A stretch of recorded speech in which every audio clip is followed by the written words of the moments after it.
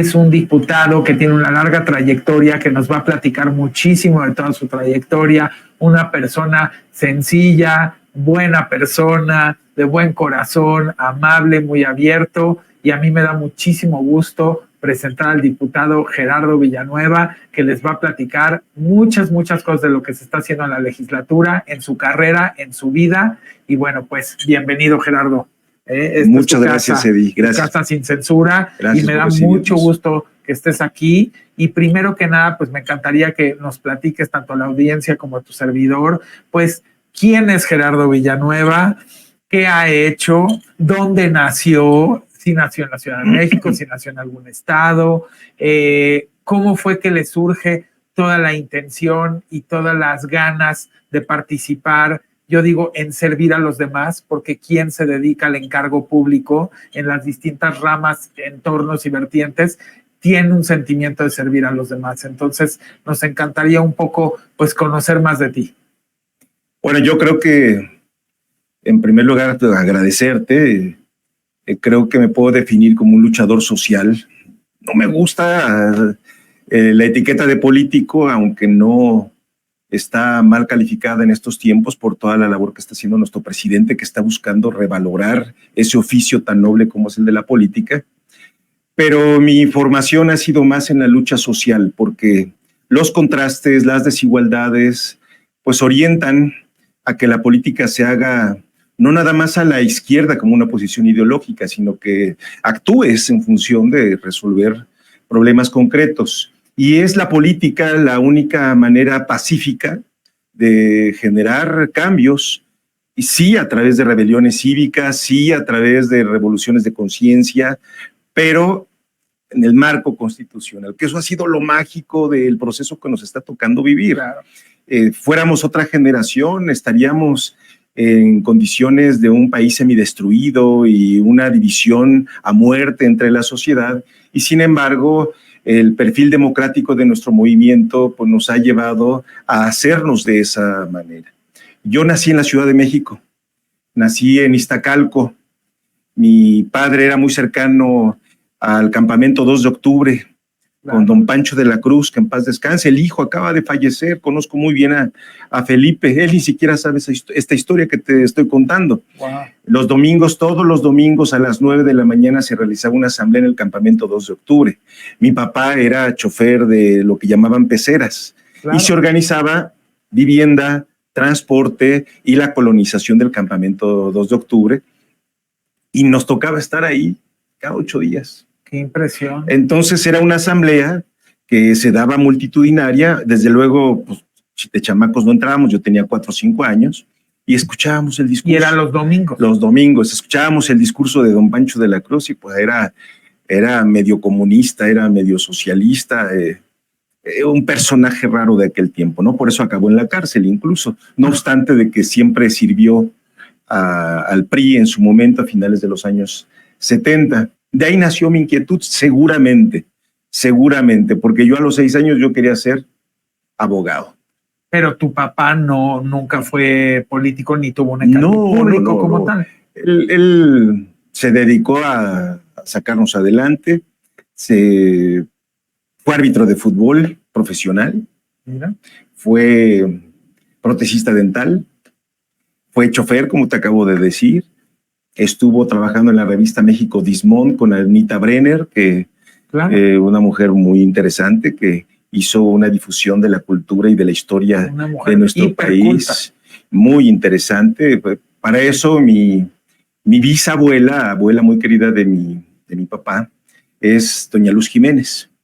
Entonces doña Luz Jiménez conectó a la familia porque ella era modelo indígena de Diego Rivera, Tina Modotti, wow, Jean Charlotte. La incorpora a ese grupo de pintores Fernández Leal. Entonces, imagínate el cariño que le tenemos a Coyoacán. No obstante de que la bisabuela pues, era una mujer que se dedicaba a sobrevivir en lo que podía, porque en su momento pues era la modelo joven y ya después ya no era tan fácil acercarse a ese perfil de trabajo, pero ese antecedente vincula a mi familia con el Partido Comunista. Entonces, mi papá no era una persona muy instruida en cuestiones académicas, pero él sí entendía que el Estado tenía que hacerse cargo de buena parte de las injusticias de la sociedad. Y votaba por una persona con una conciencia social. Que tenía conciencia política, conciencia social, y siempre votaba por el Partido Comunista, después por el PSUM, y después, obviamente, cuando viene Cárdenas, por el Frente Democrático Nacional, PRD, y ya no le tocó ver Morena, pero seguramente hubiera estado aquí con nosotros. Su padre. Sí. Y cómo de repente a ti, entonces ya te nace, me supongo que, bueno, ahorita nos vas a platicar qué estudiaste, pero ¿en qué momento ya a ti te nace el decir, yo ya quiero empezar a dedicarme o involucrarme? No, yo creo que fue el movimiento estudiantil del 86, cuando vemos que la universidad se levanta y se hace una huelga. Claudia participó ahí. Claudia Sheinbaum, Martí Batres, Carlos Simas, muchos dirigentes que entrañables ahora, compañeros, Agustín Guerrero, que lo acabo de ver una foto que nos sacamos hace 20 años, ya hablamos de esos tiempos, ¿no? Entonces ese movimiento, yo iba en la secundaria y pues nos impactó mucho, sobre todo porque mi papá, aunque es una persona de izquierda, se enojaba mucho que los estudiantes cerraran la universidad, porque él decía la universidad es pública. Y yo le decía, pues es que los estudiantes están cerrándola porque quieren que siga siendo pública. Claro. Y esos debates en la casa, o sea, Gutiérrez Vivó, muy reaccionario, mi papá le creía sus mentiras y yo con los estudiantes. Y era la época de Miguel de la Madrid. Así es, hago mi examen y el rector José Sarucán me manda mi resultado de admisión a la prepa 5. Wow. Imagínate, llego y lo primero que veo es un meeting del CEU, del Consejo Estudiantil Universitario, el movimiento de aquella época. No, pues yo dije, este es mi espacio. Sin embargo, no me involucro del todo con el movimiento hasta quinto de prepa, sexto. Le tenía mucha admiración. Ahora una persona muy cercana al actual jefe de gobierno, Alejandro Gil, era un personaje que daba un meeting, juntaba a cientos de estudiantes, entre ellos yo, y a un lado los porros amenazándolo de que le iban a deshacer la cara, ¿no? Y nunca se amedrentó. Yo siempre me quedé con esos ejemplos de lo que era la política, la lucha social, y ya es hasta la Facultad de Derecho con Martí Batres, porque yo decido, al final, estaba entre psicología, historia y derecho, pero decía, derecho creo que me va a permitir comer nada más de hacer algún trámite jurídico. Claro. Y pensé eso de manera prioritaria.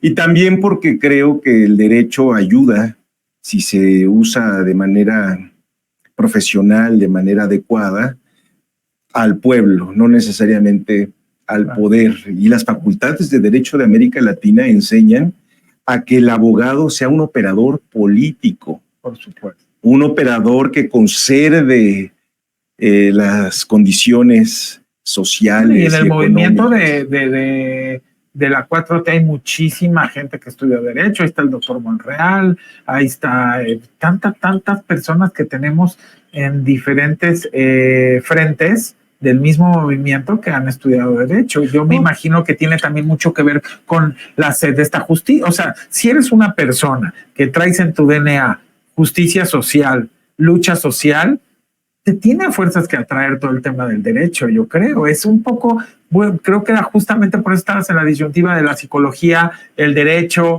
porque todo tiene que ver con la persona. También la sed y la necesidad de justicia, pues se vuelve, ahora sí que tiene dos connotaciones la palabra, se vuelve un derecho, ¿no? ¿Por qué? Porque todo mundo lucha por sus derechos. Y te voy a contar algo que platico poco, pero no es razón de avergonzarme. En los Culhuacanes de Coyoacán, ahí crecí, llegué muy joven de 7 años, y los niños con los que jugaba fútbol, canicas, de pronto se empezaban a involucrar en cosas indebidas. Y esos eran mis amigos. Y yo iba creciendo viendo cómo algunos sí cometían errores, pero también era el tiempo, ¿te acuerdas de las racias? Claro. De la policía montada. Los 70s. De primero te golpeo y te entambo y después averiguo si fuiste. O te desaparezco. ni siquiera eso, porque servíamos para sus números. De pronto era llevarse muchachos para, así es, dar la nota y de paso les saco un dinero en la extorsión. No, era una cosa tremenda. Y no te miento, había vecinos que de pronto sí se empezaban a portar. ¿Qué era la época de Durazo? Era la época del 86, 87. No, ya Miguel de la Madrid, ya estaba 86, 87. Yo todavía me acuerdo cuando Pedro Peñalosa, que era asambleísta, decía las 10 colonias más peligrosas de la ciudad y nombraban la mía, ¿no? CTM Culhuacán, ¿no? Una cosa tremenda. Y esa fue una de las razones últimas por las que yo me convencí que tenía que ser abogado, porque no era posible que por pobreza muchos vecinos que no tenían nada que ver en las cosas que les achacaban, eran los que terminaban en el reclusorio Oriente o Sur. Solo para cumplir con la cuota. Y los cuota. Que de veras se portaban mal estaban, pues ya sabías dónde estaban, qué vendían y a qué se dedicaban, porque ¿no? Aquí en la entrevista, tanto tu servidor como la audiencia pueden empezar a ver de dónde nace la inquietud. ¿Qué es lo que a mí me gusta siempre preguntarle a alguien cuando conozco a lo que se dedique? Bueno, ¿cómo es tu paso por la vida que llegas al punto de que empezaste a desarrollar estas inquietudes y a dedicarte a lo que te dedicas? Y casualmente todo mundo tiene una historia de un cúmulo de razones y de vivencias que le fueron despertando la inquietud a qué dedicarse. Entonces, en tu caso, pues yo creo que tienes desde el tema de los domingos con las reuniones que había con el campamento 2 de octubre, sí. Luego también un poco con tu bisabuela, luego también un tema con todo lo que empezaste tú ya con un poco más de conciencia, ya con más edad, a ver todas las injusticias que había, luego entras a la Prepa 5, luego entras a la UNAM, luego el movimiento del 80, o sea, ahí vas construyendo eso. El primer día llega Martí Batres con el colectivo de estudiantes de Derecho a darnos la bienvenida. Digamos. Imagínate nada más. ¿Qué tiempos? Obviamente dices, pues, aquí está el movimiento, aquí está el CEU, y ahí nos metimos. Y mira, hoy jefe de gobierno. Hoy jefe de gobierno. A mí me da mucho gusto porque yo me siento muy identificado con su forma de hacer política. Siempre, es un hombre de territorio, es un hombre sí. muy, muy cabal, ilustrado, de izquierda, con pero muy de atender a la gente. O sea, lo que yo he podido ver en su trayectoria de que lo conozco, siempre lo que he notado es un político muy parecido al presidente en el sentido de atender a la gente. Por eso acabó siendo trabajador social más que 100%. Abogado. Por eso acabó siendo más trabajador social que abogado, porque su vocación tiene que ver con el servicio. Y tiene don de trato y don de gente y una paciencia para escuchar. O sea, me ha tocado presenciar, pues gente que se acerca porque